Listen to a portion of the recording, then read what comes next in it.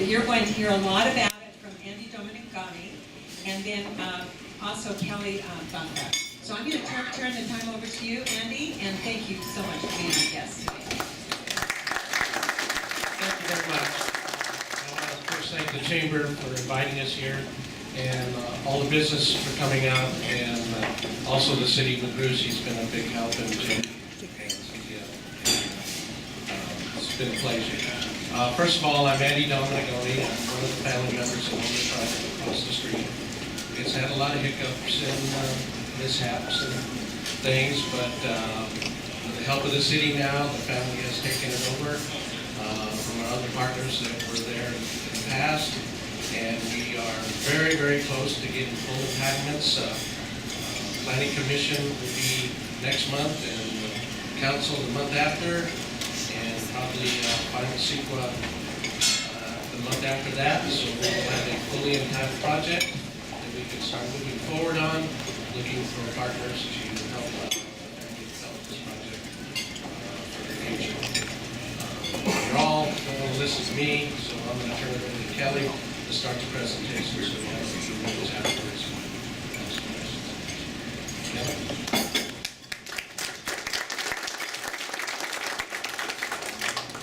Thank you. Good morning. It's nice to be here with all of you this morning. I have too many things in my hands, so if I fumble a bit, forgive me.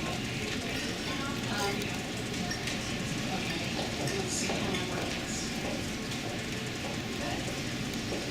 This slide is designed to show you all where the property is. Obviously, I created the PowerPoint presentation when I did not know we would be directly across the street from the site. I think you all get it. Okay, is this better? Yes. Okay. The site is 64 acres, and it's really hard to visualize what 64 acres means when we're looking at raw land.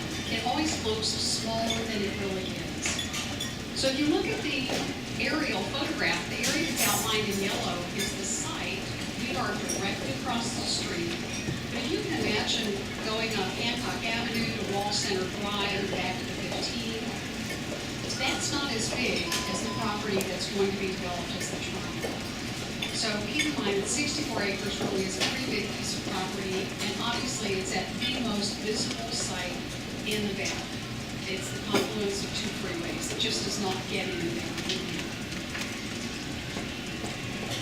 The original plan for the property was approved by the County of Riverside in 1990. What's being proposed now is very similar to that project that's already entitled. We are proposing a couple of changes. One of those is to change the enclosed walls, right now approved to be a mall, a regional mall, change that to an open-air retail center, and increase the amount of office space that's allowed within the project. We also are proposing to increase the heights of some of the buildings. The original plan allows for buildings 125 feet high. We're proposing to allow high-rise office. You can see there are four blue sort of bubble-shaped things there. Each one of those is what's called a planning area in the planning world. And the reason that you would create a planning area, this geographic subdivision, is so that you can impose differing development characteristics on each one of those little bubbles. So as we go through, we'll be talking about some of the differences in the planning areas. To build buildings of a size that they have four-point size that would attract national regional headquarters to the area. We're looking at a comprehensive and cohesive design theme so that the triangle looks like we planned it and over the decades by happenstance. And primarily, I'm sorry, I am not a good, here we go. What we really want to create is a great pedestrian experience for people who come to the triangle. The architectural design theme will be very clean and contemporary, really a different look for southwestern Riverside County. Elegant, simple, understated forms is what we have in mind. Here's a table, fascinating statistics. We talked about how interesting they are at breakfast. But these actually do matter because they tell you how much of each land use is proposed in the project. And you can read the numbers for yourselves. There's retail, office, hotel, entertainment uses like movie theaters, that kind of thing. restaurants. The number at the bottom, 1,767,000, that's the number you really want to key in on here.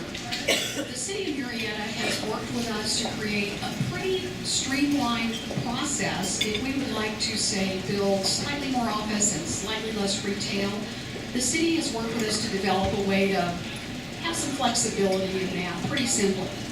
If we want to change that bottom number, the 1.7 million, if we wanted to build even 1 more square foot, we would have to amend our specific plan. That's what we're doing right now. That's a complicated, complex, time-consuming process. So 1.7 million square feet is what you can count on in this project. Wanted to show you some examples of what the project might look like and where things will be located on this property. At the southernmost point, and I hope you can all see those little blue arrows, that's the planning area that is truly at the confluence of the two freeways. And that's where we're proposing the tallest buildings on the property, high-rise office. We would ask for up to 18 stories, 280 feet. In the bottom photograph, what you'll see is that we've got structured parking. In order to achieve this intensity of use, we will have structured parking on the property. It's the only way that we can get a high-rise office building. At the other two corners, somebody's singing to us over here. They were so excited about high-rise office, they burst into song. The other two corners, up at Murrieta Hot Springs Road and Each Freeway, there are sites that allow up to 12 stories, so that's a fairly good-sized office building. Could be a hotel.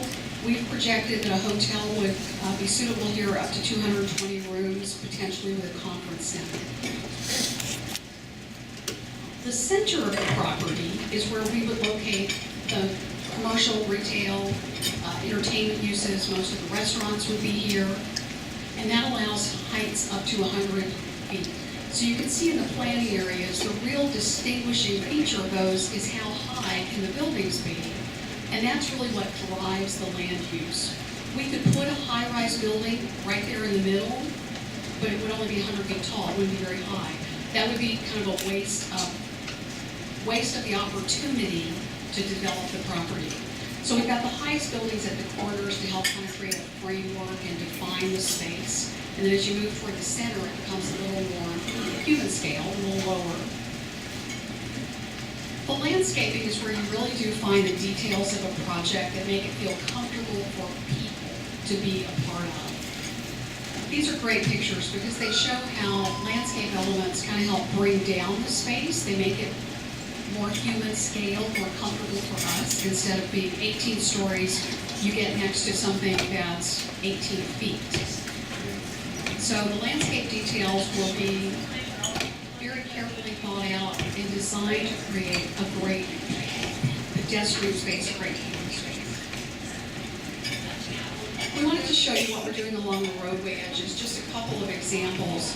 This is the edge along Murrieta Hot Springs Road, and you can see where the car is. Obviously, it's the road. And you can see the sidewalk. There's a 60-foot wide separation between the roadway and the first building.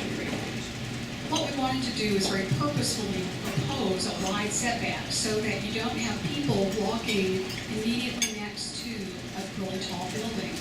And although not all the buildings along Murrieta Hot Springs Road might be tall, some of them might be as much as 12 stories. So we wanted to have that wide setback so you can get some big trees, you can get some height, some shade canopy trees and shade the sidewalk. This is another roadway section, and I'm sorry, I didn't think to bring a pointer. If you look at the small map in the bottom right-hand corner, you can see that from the intersection of Murrieta Hot Springs Road and the road, and then the road loops around through the property and comes back to the intersection of Murrieta Hot Springs and Hancock. Those are both signalized intersections. Our plan calls for a roadway internal to the site that connects from each of those intersections. So we've shown it as a loop. It might not necessarily be a loop, but we call that road the internal connector road. And again, I want to show you that there's a wide landscape zone adjacent to it. So there would be a sidewalk on each side of the street, a really comfortable pedestrian experience, so that people are encouraged to walk through the property. Because of the mix of uses, if you work on the property in one of those office buildings and you decide you're gonna go to lunch, you can walk to lunch. You don't need to get in the car and drive to lunch. So we created a great way for people to move around without necessarily needing to get in the car. This is where you all probably are most interested. The community benefits for the city of Murrieta. What's it doing for the neighborhood? We're proposing to bring in Class A and B office space that's suitable for bringing in national regional headquarters office. We've got a hotel that's sized to allow for national hoteliers, potentially a conference center, and a retail mix that's designed ultimately to bring in some of the retail stores that aren't currently represented in the city of Murrieta or the immediately surrounding vicinity. Now, can I guarantee you that Nordstrom's is going to be the first tenant, the first lease signed? No, of course I can't. But the goal is you start somewhere and you build on that, and ultimately you end up with the tenant mix that you hope to get. This will be a fairly green project. All the office buildings will have features designed to be the equivalent of LEED standards. They'll all the buildings, not just the offices, will incorporate features to reduce energy and water consumption.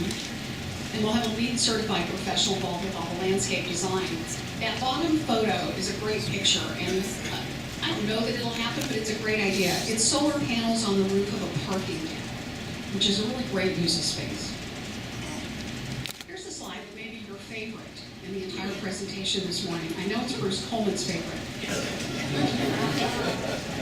The fiscal impact to the city of Murrieta is huge. This project generates $3.5 million in revenue annually. It will cost the city about $625,000 to provide services, fire protection, police, road maintenance, that kind of thing. That's a net benefit to the city of $2.9 million every year.